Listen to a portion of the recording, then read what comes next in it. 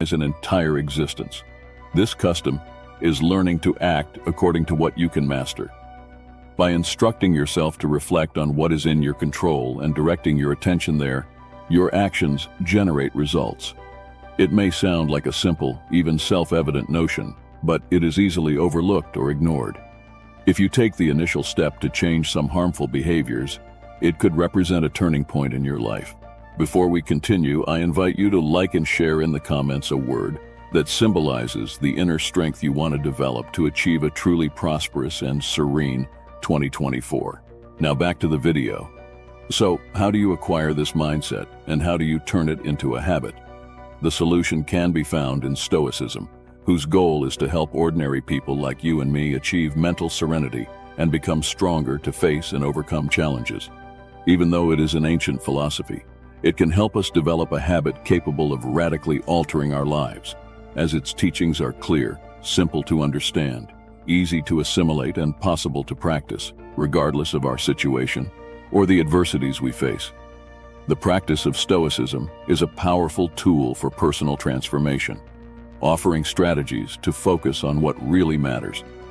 Based on these practices, in this video, we will discuss how to reflect and act according to what is really within your reach. And if you're new to the channel, help us bring this guidance to more people who need it. It's quite simple. Like this video, subscribe to the channel and comment. It's already a big help.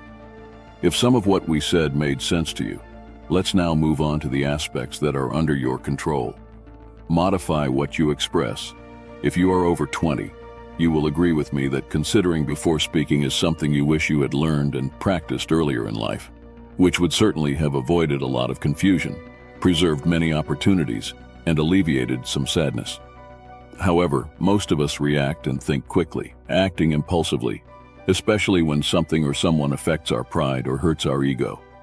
When we feel threatened or hurt in any way, our first reaction is to retaliate, responding in kind. We create different narratives in our minds, and a series of arguments justifying why we should be angry or offended. This generates more frustration, and we end up being dominated by the situation, allowing emotions to take over, as if it were a very strong wave that invades us completely, and we pour it all out with our words. We express what we are feeling, and later when we calm down, we realize how different the situation could have been if we had reflected calmly. This occurs because deep down we still retain a large part of our primitive instincts. Our mind reacts as if we were in past eras, when survival depended on quick decisions. Today, this speed is less crucial to our survival, but it still influences our behavior. And when we allow emotion to prevail, speaking without consideration, we lose control over the situation.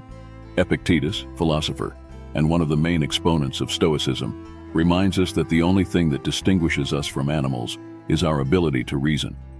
When we neglect or waste it, we lower ourselves to their level. The next time you feel your insecurities emerging, someone teasing you or something challenging you, Stoicism suggests a different approach, pausing before reacting.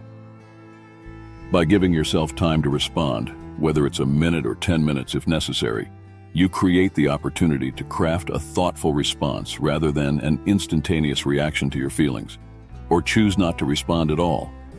Often, silence is the best response. Regardless of how diligently you strive to reflect and act, considering what you can control, from time to time you will allow your emotions to overwhelm you, for you are human and not infallible. And if it's still challenging to respond rationally, even after a few minutes of reflection, silence can represent a true manifestation of strength. This way, you develop your ability to remain calm under pressure. Establishing the habit of focusing on what you can control starts with learning to think before you speak. Practice mindfulness during conversations. Reflect before responding. Start with calmer conversations first and then move on to more meaningful conversations. Choosing to ponder before speaking helps us evolve into our most refined selves, demonstrating that true strength lies in controlling our own reactions, not the circumstances around us. Epictetus shared that philosophy is like a way of life, teaching us that it is not what happens to us, but how we react to it that matters. By honestly looking inside yourself, you can understand that how you react is truly under your control. Stoicism teaches that we can learn to interact with the world in a way that better reflects our natural humanity and uniqueness. Pondering before acting is not denying our identity or opting for silence, but rather learning to master our emotions and impulses, allowing us to progress into our most improved self. How you act, your level of effectiveness in life is under your control and is determined by what you do in your everyday life. We can deliberate about our actions consciously or not, act in response to something, or let life lead us. Either way, we are making a choice, just as when we speak without consideration, we relinquish our control. The same occurs when we act without considering, giving in to our impulses and emotions. As the philosopher E.P. teaches us, when we don't make our own choices, we end up living through the choices of others. To change our daily conduct, it is essential to reflect on the reason behind our actions. We often act automatically, reflecting what we have learned, believed, and valued. Therefore, to change, it is necessary to understand why we act the way we do.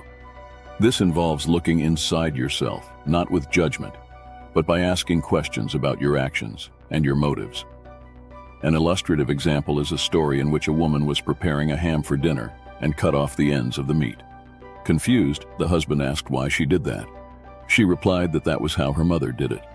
That night, her mother came to dinner with them, and they took the opportunity to ask her why she cut off the ends of the ham.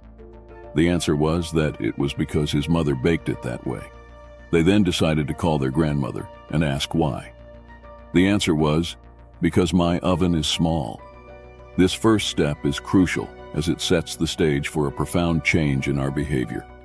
Understanding it clearly puts us on the right path to taking actions that are more aligned with who we want to be. The second step is to establish clear goals for the change we desire. Seneca said, "If you don't know where you want to go, no wind will be favorable." This means that without a clear goal, we don't know what we want, and we can't determine how to act. Many times we fail not because of a lack of courage or willpower, but because we cannot clearly define what we want. Your goals should be specific and realistic. For example, deciding to cultivate more patience. A well-defined goal would be to count to 10 before responding when something irritates us, and try to do this at least once a day for the next week. In a month, your mental control over staying calm will have increased, and by doing this gradually, you will have developed the habit of staying calm. Having goals makes it easier to make change.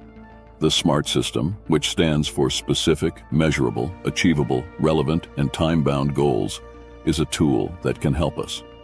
This method makes change more tangible and achievable, showing a clear path to follow.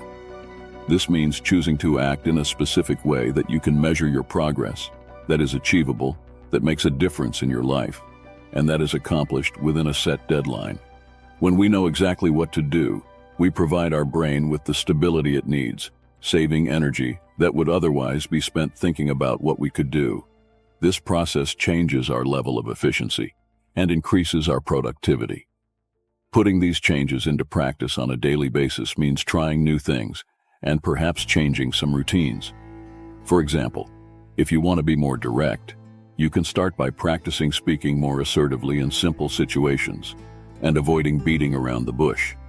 This helps you gain confidence and make this new way of acting a habit. Another example is when you want to control your finances. One strategy is to create a budget, recording all your expenses for the month. This helps you understand how you use your money.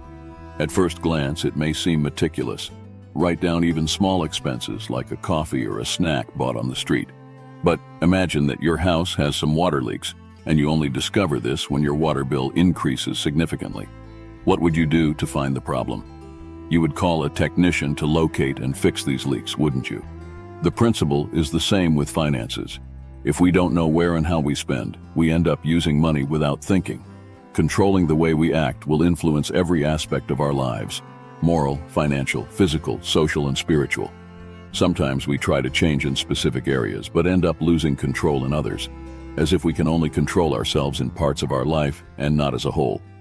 We wish to be ethically superior, but we do not take care of our bodies and our health. We aim to be more optimistic, but we lose control of our finances and spend without discretion. We decided to move forward, but we constantly gave in to some addiction. Learning to act on what we can control is taking responsibility for all our actions in life in a comprehensive way. Finally, it is essential to always consider how we are doing, celebrate achievements, and learn from mistakes. Changing behaviors is challenging. It is not something that occurs linearly or progressively. It will be challenging, and we will face setbacks. Viewing these moments as learning opportunities helps you move forward and continue trying to improve. When you get into the habit of focusing your thoughts and actions on what you can control, you begin to cultivate a healthy mindset, and this allows you to make progress in all aspects of your life. As this habit becomes stronger in your life, you will feel less and less irritable, anxious, and it will be less and less likely for negative emotions to take root. In this way, acting effectively becomes a habit. How you interpret and evaluate what occurs to you, all practices, meditations, and actions begin with training our attention on what we can control. And even if we do it automatically, our judgments and how we interpret what happens to us are under our complete control. With social networks, publications, stories, we are used to judging more and more quickly and automatically. I appreciate it. Oh, I didn't like it. How ugly. It's beautiful. But even with this intensive training and judgment that we have received in recent times, how we judge and how we interpret what happens to us is within our control. The first principle of practical Stoicism is this: we do not react to events, we react to our judgments about them, and the judgments depend on ourselves. Marcus Aurelius, in Meditations, writes to himself about this.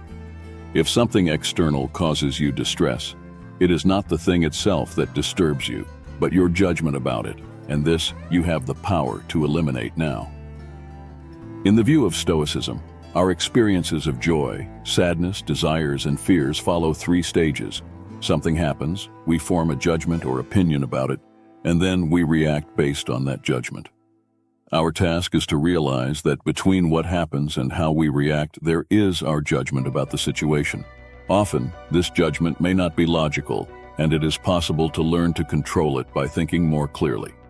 This means that we have the power to change our reaction, because we are the ones who decide how to interpret what happens around us. It all starts with the idea that the way we see the world is shaped by what we believe, our opinions, and what we think about it. In other words, our reactions are based on our judgments, and we have the power to change those judgments. Swiping your phone screen or picking fruit seems automatic, not something we judge, but Stoics consider it all an illusion.